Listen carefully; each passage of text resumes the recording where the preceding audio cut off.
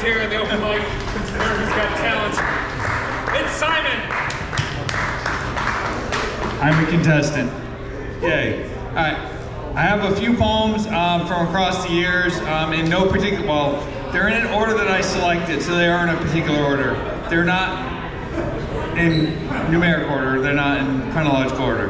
So this first one is from, the earliest I have it is it's from before 2010. So I wrote this at least 15 years ago, when I used to dream.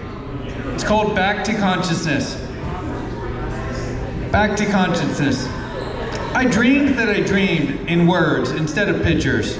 Not like radio, like movie montages, when the main character walks down the strip and names in neon flash and scroll across the screen. The words I saw were not flickering advertisements, but abstract ideas implying actions needing to be played out. The words have disappeared, but I am left with their impression. The creations remain unmade. Promises remain unfilled. The songs remain unwritten. I go to sleep, now hoping to read again, to bring them back to consciousness so that we can finish living. Back to consciousness. Thanks. All right. My next one I wrote in 2017. It's about a long time before. It's about 1996. But I wrote this in 2017. August of 2017, actually. It's called Post-Prom 1996. Post-Prom 1996. Honestly, I don't remember what year it was. Honestly, I don't remember the year. Things from that era are frazzled at best. It could have been any of a half dozen years, from 93 to 97. Though, that is only 5 years.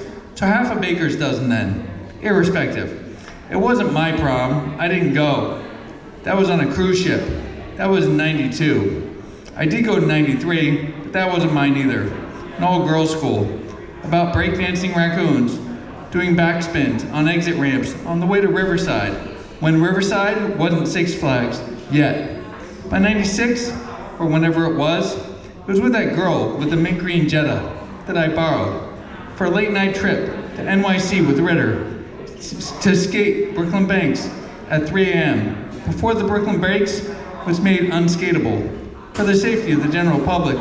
On our second date, the first being a ridiculous all-day adventure at our best friend's parents' house with MP, involving not too catastrophic lust and sloth, and perhaps all 7 cardinal sins, and at least 3 of the commandments, where again, I, too delusional and frazzled to be any degree of coherent or entertaining, I don't actually remember much from the event itself, but I do recall being really uncomfortable. Post-Prom 96. That was rambling. So this next one is from March of 2023, so this is a little bit more recent. This one's called Intentional. I think I've read this one here before. Intentional. Every now and then, I question my own intentions. I used to say I had none. I'm not so sure anymore.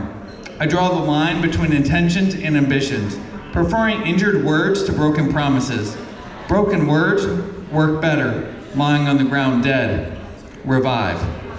Every now and then, words will heal themselves faster than they break into isolated letters. They were broken to begin with, before we uttered the words as thoughts in our minds. They attempted to make sense of the confusion and the mistakes. Not every, but now and then, the mind puts the parts back together. Not back, just together, linking the broken to find the whole. A relationship being formed between the word and the mind before they crumble into each other. Intentional. Thanks. All right, my next one is from March of 2018. So this is called Fiddlesticks. It's from when me and my friend wrote a bunch of poems. We put them in a collection called Fiddlesticks. This is my ultimate poem for that collection. So it's titled the same as the collection. So Fiddlesticks. Bluegrass I can't get out of my head with the sawing and twanging of strings, fiddles sticking and banjos picking, but the grass could be so much greener or much bluer if we relocated our camp somewhere in the beautiful north. except in winter, when the grass isn't green, can't even be seen, and they shout, nothing ever does, nothing ever does. But with the feeling that change is just around every fence.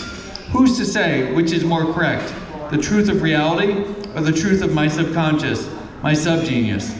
Nothing will change, nothing will change. Just a bunch of drap. Nothing ever changes, but keeps looking over, keep fiddlesticking. Fiddlesticks. Thanks. And my last poem I'm going to read is from August of 2016. So this again is a little bit older. And I've definitely read this one here before. This one's called Thus History Whispers. I wrote this when I was running, because I used to run in 2016. So I took out my phone and I recorded this by voice. So this has been edited, but this is written while I was running. Thus History Whispers. The repeating flavor of peppermint patties reminds me of nights filled with silver tequila, with bad decisions. History is wide open, open to interpretations, whispered by scenes no one saw coming. History is wide open, forgiving like Jesus, nailed to the cross, blood of our sins on his hands. Soon to be the first in a long line of zombies, exposed like a butterfly, pinned for examination under entomologist's glass. An eternity of exploration by churches and science, devising an invented purpose for the death of the martyr. Stature and notoriety are the nice guy's crimes. A whispered voice, attractive, pretty.